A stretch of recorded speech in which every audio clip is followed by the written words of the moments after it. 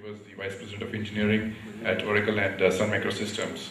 He's a seasoned executive with excellent reputation for building high-performing global teams, both in US and India, that can collaborate well and deliver outstanding results that help to the business. And is also looking to ramp up the product management team at Intuit India.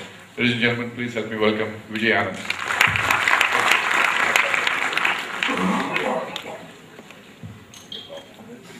30 minutes behind, so I'll try to speed up so that you don't see your tummy stumbling. But it's a pleasure. You know, it's great to be here. It's impressive to see the community that you folks have built. And when Ravi called me, he's been calling me for a while. I said it's wonderful to come celebrate him for his birthday. It's a tough act to follow Sharad and Parik. I'll do my best.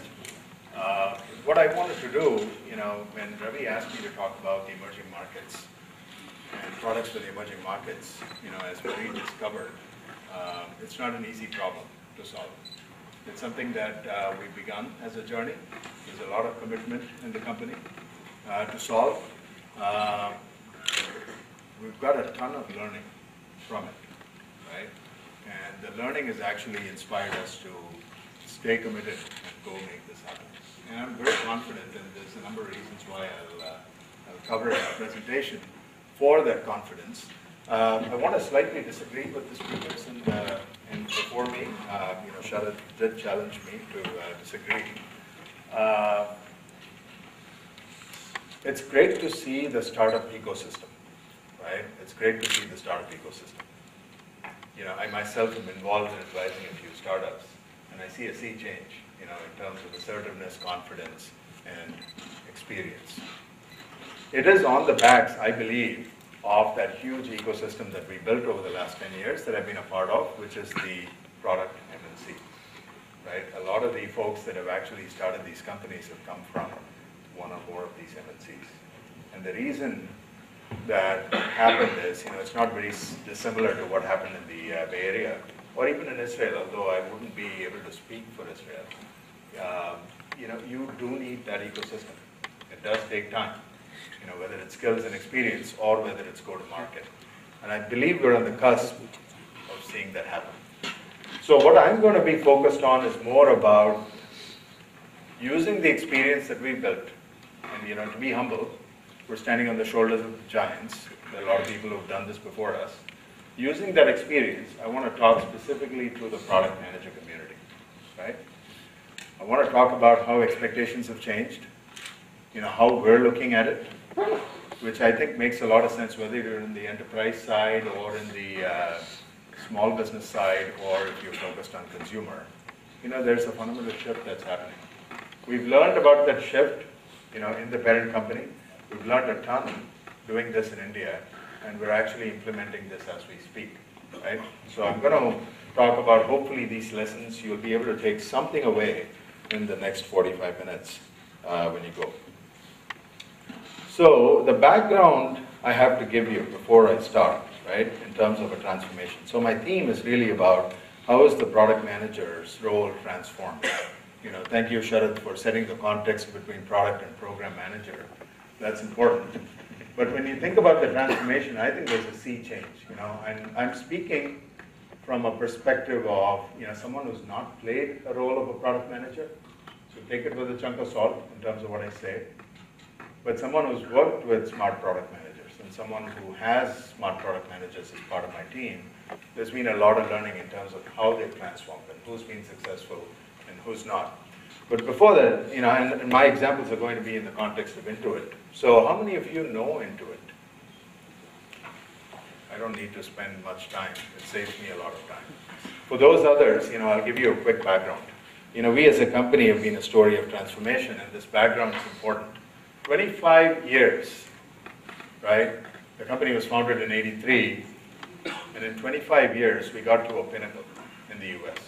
3 brands, the brands that you see up here, whether it's Quicken, QuickBooks, or TurboTax, are essentially institutions, right? Used by over 90% of the addressable market, and are tremendously liked by this population. That, you know, we built a consistent business of growth to over $3 billion in 25 years, right? And there's a science behind this growth. Now what's interesting is we looked at it back in 2008, just about the time I got into the company, and said, you know, this growth is good on the desktop, but the world has actually changed dramatically, right? You see a whole next generation of small businesses coming up that aren't as comfortable, you know, thinking about an installation process, thinking about calling customer support and staying online, staying on the phone to get their customer keys and receiving support. What they want to do is something very different. We've seen the trends of social, mobile, and global, right, envelope the market, and that has affected the small businesses. It's true in the US, and I believe it's starting to be true here too, that there is a whole generation that's coming up that isn't really relating to these products. It wasn't surprising when we saw single-digit growth or even unit fall in some of these in terms of growth. We had to do something. So the transformation that the company underwent over the last 3 years has been a tremendous learning, right?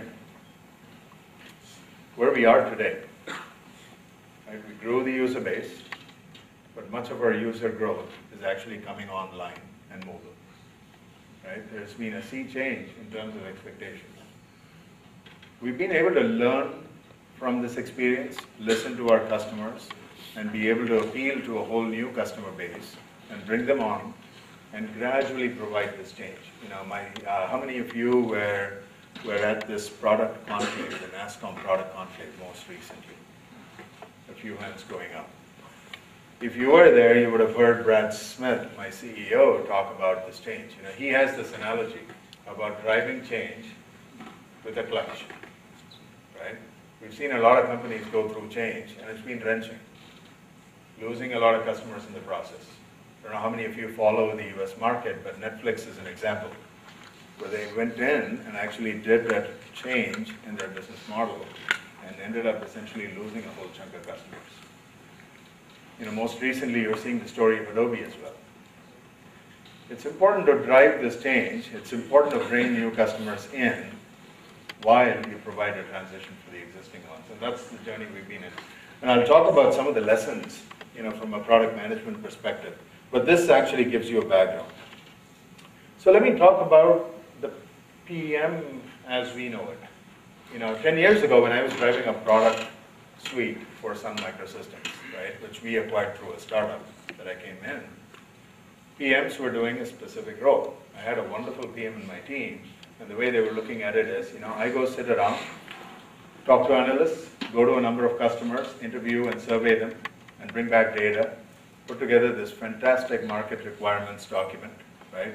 Come up with product requirements, which is a 50-page document, give it to R&D and say, go build it. And R&D would come back and try and try and try and have to satisfy the product manager, right? Now, obviously, you know, by the time the requirements come in, the engineering team is twiddling their thumbs, thinking about what should they do and doing a 50-page document, but it is with customers. So some of these terms that I will cover with examples today, you know, if you think about customer immersion, I'm focused on the small business today. It's even more important to think about how do you immerse yourself in the customer? How do you understand and identify specific pain points? How can you work as part of small, lean, agile, cross-functional teams? A PM with an engineer, with somebody that can actually go deploy and get it to market for a test as soon as you can. Being able to rapidly iterate on real tests with customers, right? If some of it has to be fake, that's fine, but you go out there and test and iterate. And how do you use data in a big way, coming back from these tests to analyze customer behaviors and what you need to optimize on? A product manager's role has dramatically shifted from what it was before. So let's get into some detail. So before that, a quick background, right? As I talk about these examples, you'll understand what we're focused on and why we're doing what we're doing. It's very important for your team to have a mission. As you're doing this, it's very difficult that every part of your company or every part of your team is actually focused on different opportunities. So we had to go back 3 years ago and say, let's redefine our focus. Let's redefine what innovation actually means. and make sure that people are focused on the right problems. So we defined this mission up there. The only thing you need to worry about is customers' financial lives, the one in blue. We said what we're interested in solving for is that how do we delight our customers' financial lives? How do we make them do things that are so profoundly different so that they don't go back and do things the way they're doing? In other words, as Pari was saying, think about behaviors, right? Current behaviors and the way they're actually doing it. And make sure that you can actually change them from those behaviors to the ones that you want in such a way that they don't go back and do the other. It's not easy, but that's the focus. And define the benefit that you're providing. Define the benefit. So for us as a company, that's the mission. Those are the customers we're focused on. And on the right is the benefit that we must provide. Every innovation must provide. Hopefully that gives you the background. And there are some methodologies. What we as a company had to do now is to go help the product managers, the engineers, the operations folks, everybody in the company learn a few techniques and practice them. Right? These techniques aren't rocket science. It's been around. But it's how you practice them that's important. So the first one, I talked about what the expectation of PMS is, customer-driven innovation. Innovation that doesn't start with you having an idea and a solution, thinking in the office, but more how do you get out there, observe customers, and come up with a big pain point that you can solve. A big pain point, it has to be a big problem. You know, Sharad's thought about if people are talking about it in Times of India, that's not what you want to solve. Is actually an interesting one. It has to be a real pain point and something that you can actually do. If you're a startup trying to build a huge feet-on-street channel, you have to think about if that's critical to your success, is that something you can solve well? And finally, when you actually find a big problem that you can solve well, how do you do it in such a way that you build durable advantage? How do you build it in such a way that you can actually grow? You've got that differentiation. And this is actually a tricky one. I'll talk about this a little more as we go along. So the three circles and the intersection of those circles in that Venn diagram is essentially your opportunity. And oftentimes we find that opportunity doesn't exist as we analyze it. On the right-hand side is a technique that we teach as a science through examples and make people live, and we call that design for delight. This is about, in the first place, immersing yourself with a customer, but not just watching them, not just asking them questions, not interviewing and surveying them, but it's really walking in their shoes. Building that empathy is not easy. It's easy for me to say it, but I'll give you some examples of how tough that is, particularly when you're thinking about small businesses here in India. The second one is about now not jumping to a solution very quickly. Is to try, as you build that empathy, as you learn more about the customer, then they know themselves. It's about trying to understand what are their pain points. Huge pain points that they're dealing with today, right? It's very easy for people to say, this is my pain point. We know about New Year's resolutions, right? We want to go to the gym and reduce weight, but how many of us do it? It's a pain point, but not one that they're focused on. It's important that they actually, when you observe, they deal with this pain point in some way, that existing process by which they're selling to their customers, and then be able to find a better way to solve it. And how would you do that? You would have to test it. You would have to do rapid experiments with these customers. Try and provide them with a solution that's as simple as a fake one. Don't have to go build a lot of infrastructure to do it. But see if they would change it. Would they buy bus tickets online? It's not very hard, where you actually have a website that takes an order and then you fulfill it manually to see if they would do it. Is that a real pain point they would follow? And so this is a technique that we teach, but in the end, you follow these methodologies, but focus on the results and how you measure yourself. Right? Will this innovation succeed? I've got a scientific method by which I look at innovations coming from my engineers and product managers and say, I'm not a judge, but I can actually use your metrics to tell you whether you're making progress or not. What is that customer benefit? Are you delivering it? How do you know? Do they actively use it? If they come back and try this once, are they coming back and trying it again? Are they telling someone else that I like this, you should do it too? Simple metrics, not very hard to do, but tells you whether you have legs. And so when I talk about the role of a product manager, it's about being really, really good at this and driving it. If you're not doing some of this, I'd love to hear, why. I'm here to learn as well. This is techniques that have worked. It has challenges, but nevertheless, there are probably other ideas as well. So let's look at 3 things, right? Hopefully these 3 things that you can take away today at the end of this talk. What are the big questions? You as a product manager, okay, we've got all this background. What do I need to do? Go solve for the business. Go solve for my customers. What should I do? Look at these 3 things as questions and see how you would solve them. First one is, you're responsible for the product. You're responsible for the strategy. How do you actually build that strategy, keeping that customer in mind? I've talked about the technique. We'll look at an example of how we can do it. The second one, how do you leverage innovation?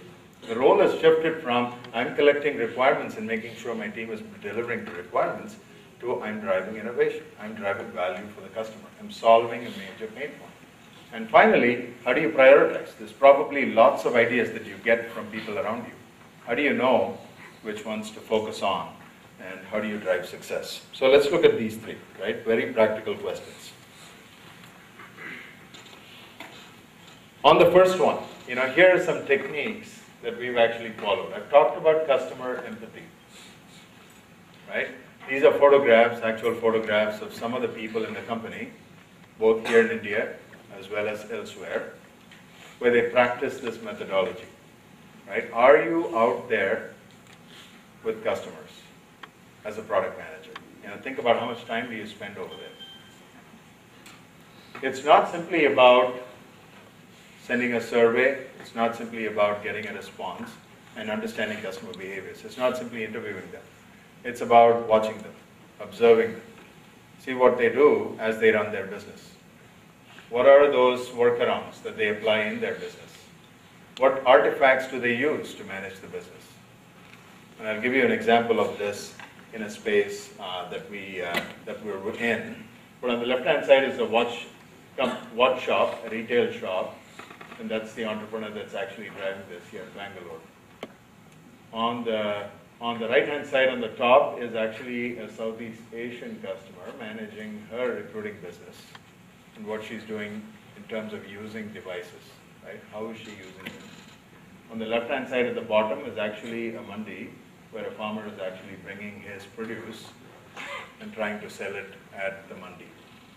And so these are examples of scenarios where you think of yourself as immersing in that environment and trying to observe. This is something that I do on a regular basis myself, and I can tell you it's not easy, right? Putting aside everything that you have and going in there and being part of that environment and learning by watching and asking questions. Another one is also about, and this is something that we do a lot, again as examples, is being able to bring customers in and being able to actually go into the detail. I found a pain point. I want to try and understand that better. Sometimes you're better off bringing some of those customers in and talking to them in more detail. Here's an example, right, of iteration now. Being able to quickly create a concept. Once I've got a pain point, right, an unsolved pain point, say for example, a farmer who's out there figuring out what produce do I make, what perishable commodity do I make, and how do I sell it, which place to go, what price to get, and how do I manage the negotiation. It's a very simple problem in a way, ubiquitous. How do you actually solve it? So on the left-hand side are simple concepts that you can do. Even before you actually put a real solution together, you can actually develop a concept in the form of a storyboard. And we often get people to do this first, and it's so hard to do. Not just because we can't draw as engineers or PMs, but also because it's within 8 boxes, can you actually represent that pain point and the value that you bring to the customer, and test it with the customer. Then how do you develop a prototype, right? A very simple prototype that doesn't take you very long. Within 2 to 3 weeks, can you actually build a solution to solve that problem that you think you can solve well? And in the case of a farmer on the right-hand side, can I actually go show it to people and see if they will use it? We had this experience with a product. This isn't really in our core space as a small business company, but nevertheless we said, let's practice it. It's a great way to try the concept ourselves right here in India and see how it works. And what we did is apply what I've told you just now to that perishable produce farmer and learn a ton from it. We're benefiting in multiple ways. One is understanding the rural markets. We've got about 500,000 farmers now using this actively. 90% of them actually get that customer benefit. What's the benefit? 20% more money for my produce consistently. And the 500,000 has actually largely grown viral. Every farmer introduces us to 2 to 3 other people, right? We've actually done no marketing, and we're running it as a low-cost experiment. It's delivering value. There's definitely a way in which we can benefit, right, in terms of the brand, but more importantly, it's teaching us how to actually do CDI and D4D well with a market that's actually unforgiving. So today, we actually are thinking about how do we scale that even more, and this product is called Fussel. So in summary, the simple techniques that really work, and it's a good way for us to check whether we're doing this, is first, are you immersing yourself with customers?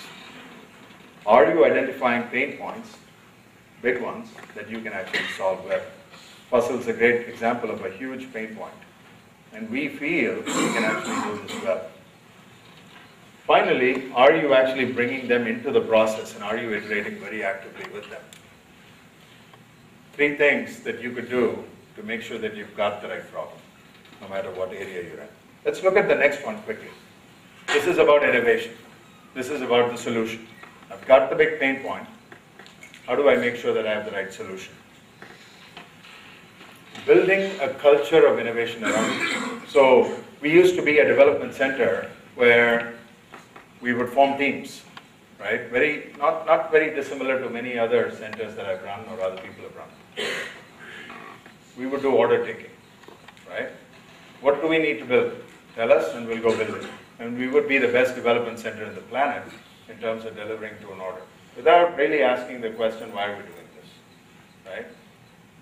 So what we said is the real solution is, yeah, I need to have product managers who can actually tell me what I need to do, but more importantly, can every one of my engineers be a product manager?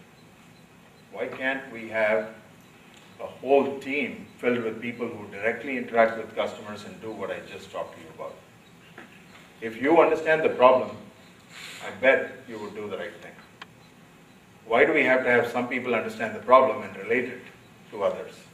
How do we build a culture where everyone knows what they need to solve? And if they don't understand it, ask why. So a culture of innovation starts with that question of why are we doing it? So these are simply some examples, some practices that have actually worked. None of them are original to us. The first one is actually an Amazon concept. It works really well. I don't think Amazon invented it either. It's about small teams. They call them 2 pizza teams. We kind of like this term in the US. And then I found out we actually consume a ton of pizza here in India as well. Most of my lunch meetings are over it. 2 pizza teams, not the Indian size. Actually, it's really interesting. My teams are smaller than the US teams. 3 people solve the Fussel problem. Just 3, right? Today the team has gone to 9 and they're struggling. Struggling to eat, satisfy their hunger in 2 pizzas. Now, the thing is, small teams really work. Small teams, cross-functional teams, a PM, a bunch of engineers who actually can go out to the field, figure out what the problem is and come back and iterate and solve it, really, really works. You don't need a whole lot of infrastructure. And once you expand beyond it, and I'll give you another example, it actually doesn't work. The second one is rapid experimentation. So we've spent a lot of time providing people with the infrastructure. It's easy to say, go do this. How do I find a customer? How do I find this customer? And how do I iterate with the customer? How do I build those simple systems very fast? And so we've had to put a lot of infrastructure down for people to go recruit customers who they can actually talk to.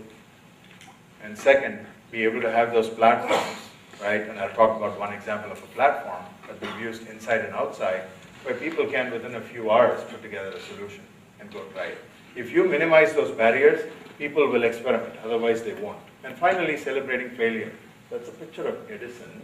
I've reused this slide from my CEO, but apparently he apparently failed, 1,000 times before he succeeded with the bulb?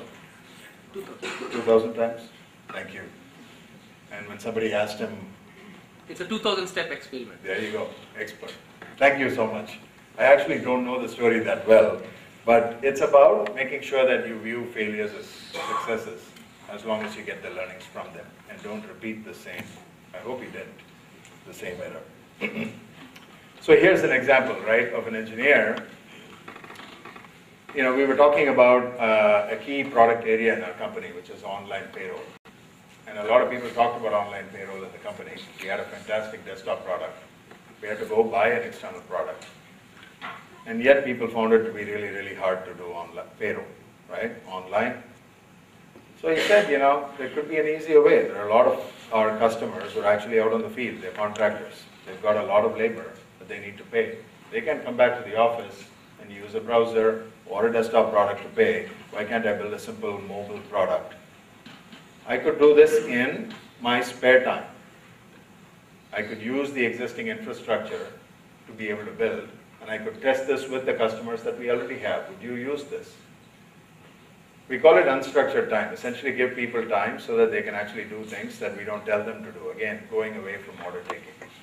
We teach you how to do it, give you some time and see what you come up with. Some do, right? It's fascinating. So this person actually went off and tried this mobile product that's actually bringing us 40,000 customers today.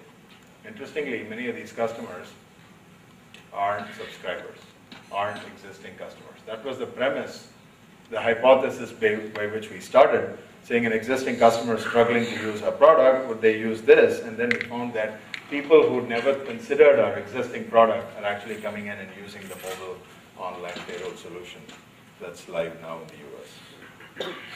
This is something that we're trying. You won't be able to read it, but I'll tell you what this is. We're actually trying this right here next week in my center. We're focused on the Indian small business, and we want to solve those problems. We're actually iterating on some of the problems that people have actually found in the field. As of this weekend, many of my engineers are out there with PMs thinking about pain points out in the market right here in India. On Monday, we're actually coming in and posting these in a wall, in a pain wall. What are the pain points that Indian SMBs actually see, and can we iterate on them?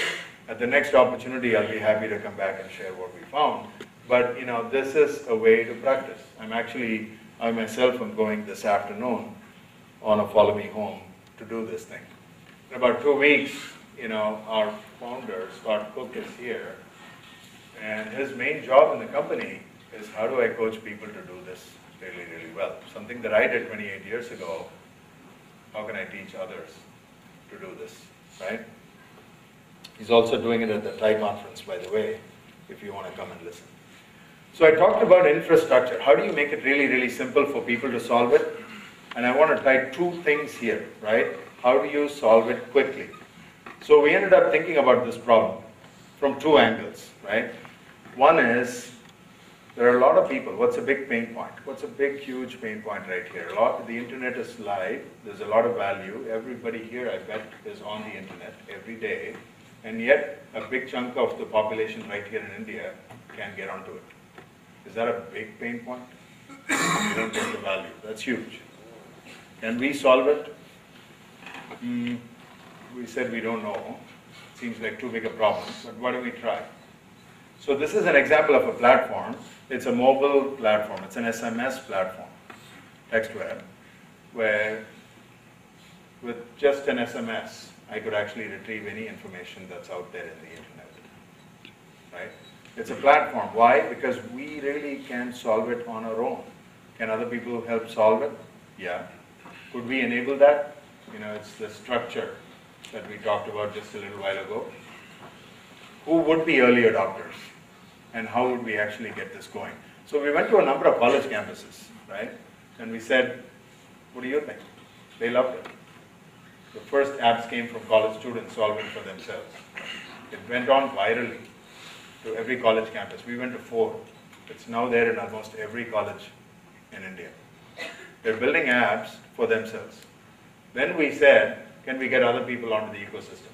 We got a business coming in and building an app, ClickBuzz, about how do I reach new customers and how do I make sure that I can get cricket information out to consumers. This is a test.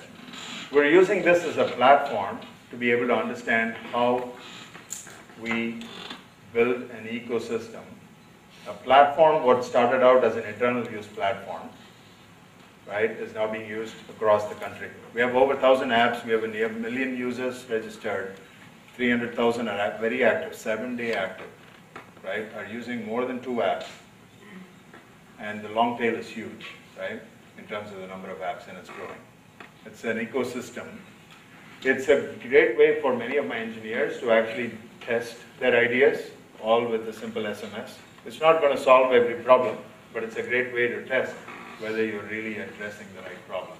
And this is another example of this iterative approach that we've actually tried it. You could try it by sending an SMS or checking out textweb.com. So the summary quickly on the second one is about the questions that you ask, the why. It's about fostering or leveraging this environment, right, of people around you in these small teams that want to innovate. As a product manager, how do you take advantage of it? And finally, being open, right, whether it's inside or outside the company for those ideas. So quickly, let me jump on to the third and the last one, and that's about, okay, all this stuff is good. What do I do today? How do I manage this? How do I produce that result that people are expecting? If you want me to iterate fast, how do I get to the outcome? This one should be familiar. I actually like this quote. As a product manager, you know, I've often seen PMs be accused of driving for features. We had this QuickBooks product. Largely, we drive the product from India today, right? As a global product that's out in 4 countries and hopefully in many other countries. The thing that we always get into this rut about is, you know, what new feature can I add to this product, right? How do I make sure that the next year's sales are going to be good?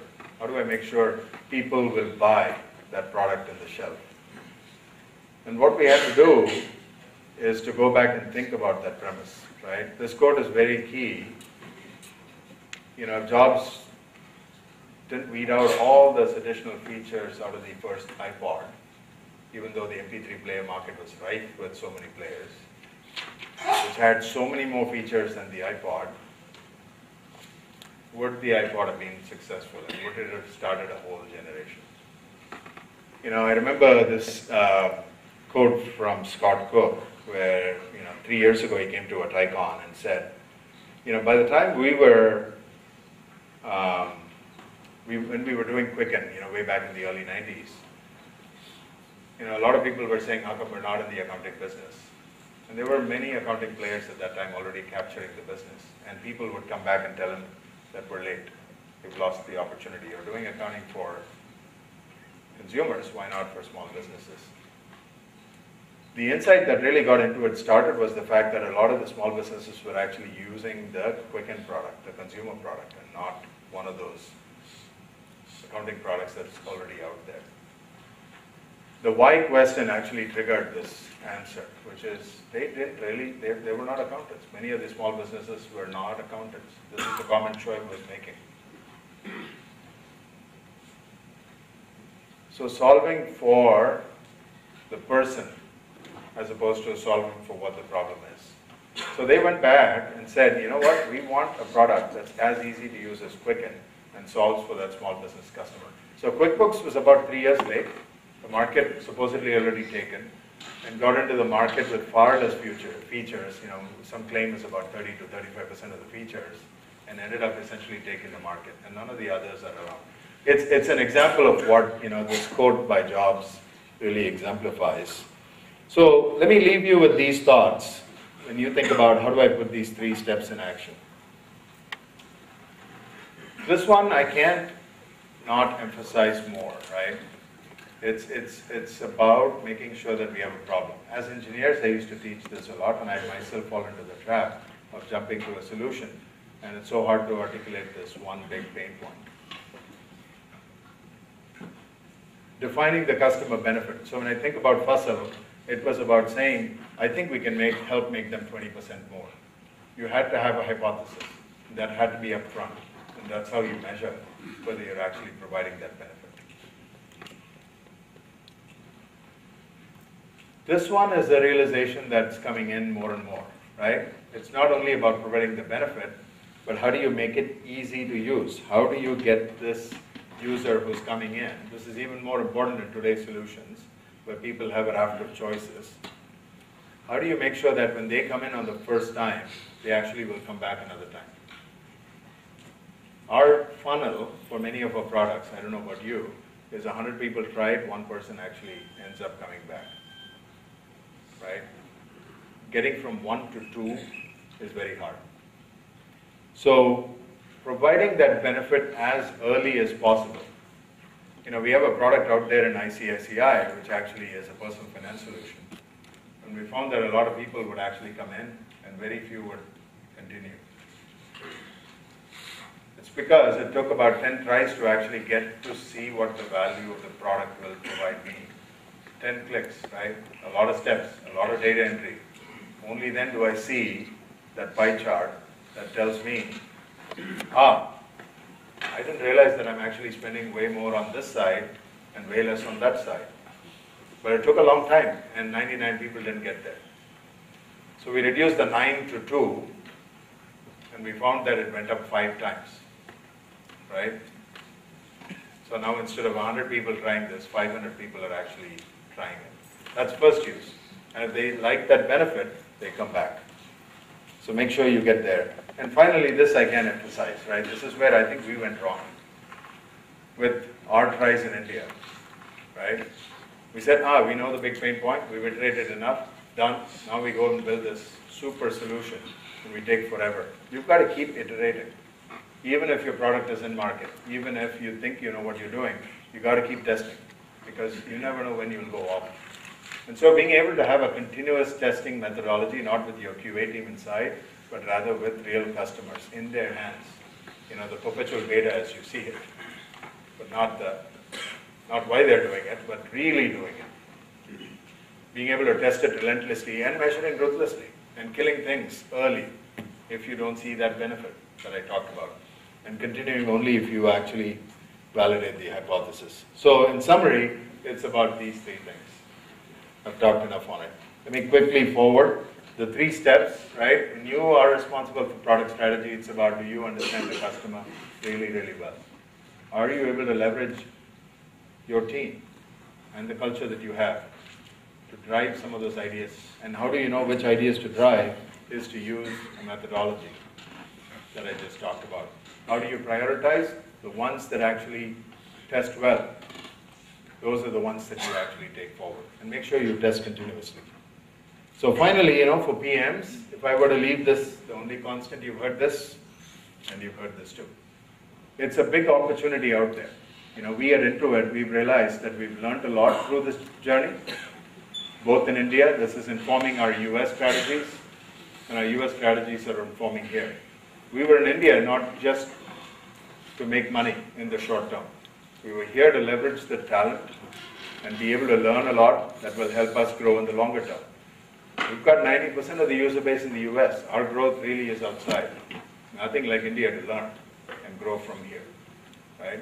And so when I think about product managers, I leave this with you. We're actually thinking it's critical to have them is with this mindset and methodology, right?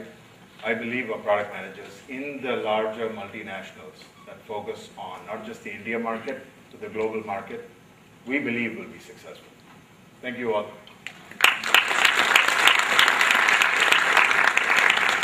Happy to take any questions if there's time.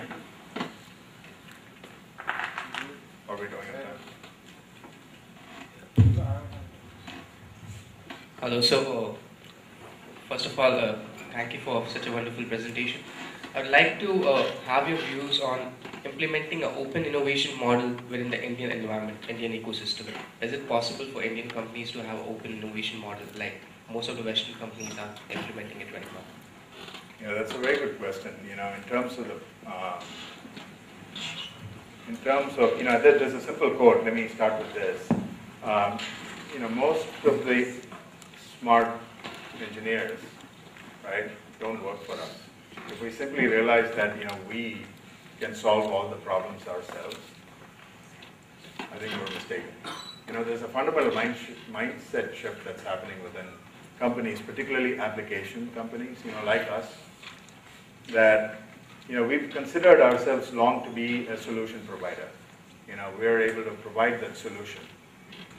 And only now do we realize that there is greater value in being able to enable solutions to come from others. And what we provide is that framework, right,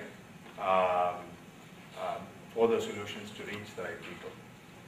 TextWeb is an example where we're trying to build this, and developers that are solving for people. We've realized that we're no longer simply an application vendor. The data that I talked about with the customer informs us about customer behaviors, and the platform allows people to now leverage this data. Right? In the US, for example, over 4 million users use our application. But the real power is not that. The real power is the fact that we understand customer behaviors and can enable people that can innovate on this platform. So we are doing it in the US.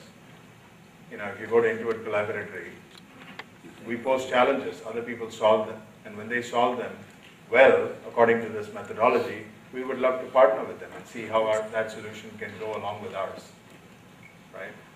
We're trying to do the same thing here.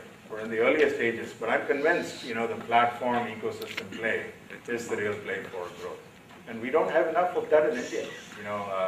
Pari talked about many of those challenges. It's simply because we don't have those platforms and ecosystems. But it will happen. Hopefully it doesn't take 15 years. And hopefully we can do our role. But we would love to talk to, entrepreneurs that are able to come and innovate on our solutions, on a platform.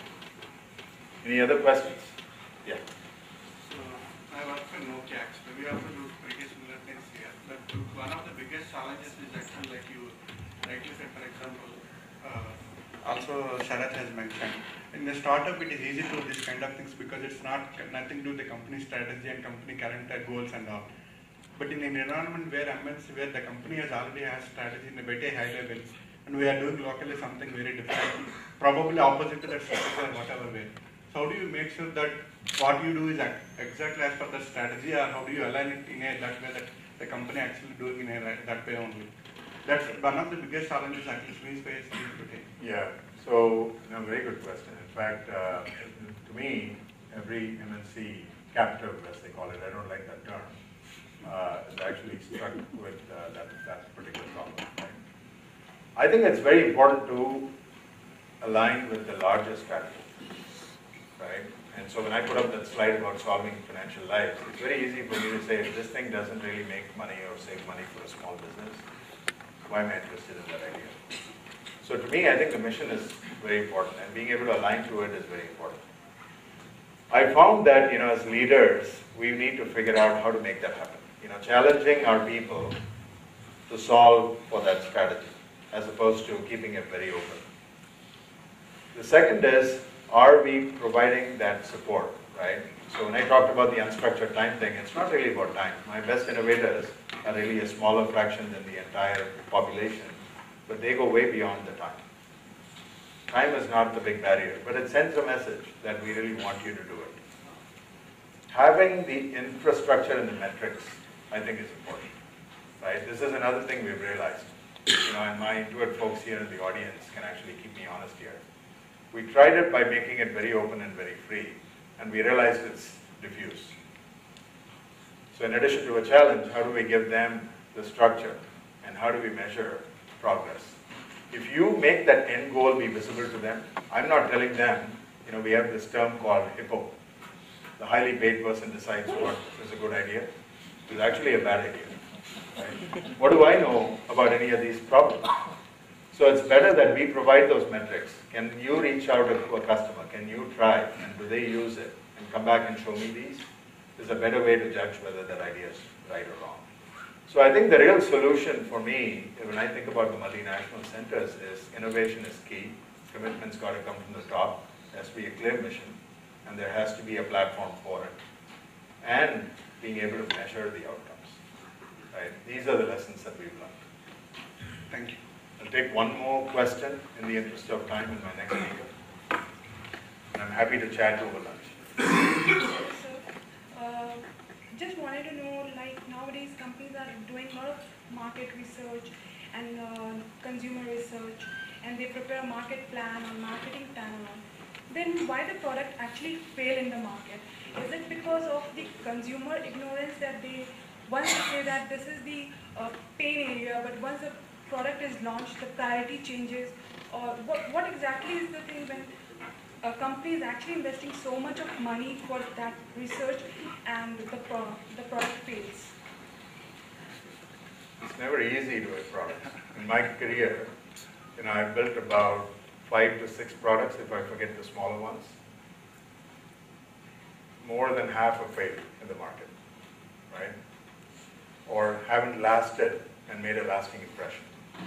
So it's not easy to actually get it right. But having said that, some of the techniques that I talked about, you talked about consumer, right? That's not a space I'm that familiar in. But nevertheless, it's not about how much you invest. In fact, more you invest, the correlation could be chances of failure higher, right? It's not about how thorough an analysis you do. It's very important to iterate because things could change, whether in customer behaviors, trends, or your research. You could be wrong. And so my whole premise for this talk is about how you don't spend too much up front, you don't do too much analysis up front, you don't try to make sure, you try to make sure that you take an iterative approach, right? And you learn as you go along. You're ready to kill early if you don't see the results, but sustain the ones that are showing those results, even if they don't make money for you immediately. It's kind of hard for a startup to do it, but it's I think, the right strategy for the larger companies. But sir, if you talk about like from your personal experience, how much is the consumer, feedback is important because sometimes it changes once you launch a product. So what exactly, how much criteria or weightage you give it to that? Yeah, I think you've got, the consumer is everything, right? If they don't use your product, you're not successful. If they don't use your product, find out why. Maybe you're not solving a real pain point, or maybe they're saying it's a pain, not something that they're actually prioritizing very high, even if they say it is. So it's very important to test and see what their behaviors are. In the end, if they don't use it, you fail. Move on to another one. Thank you all for the time.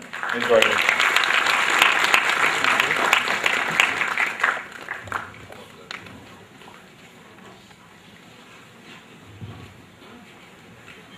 Thank you, Gabi.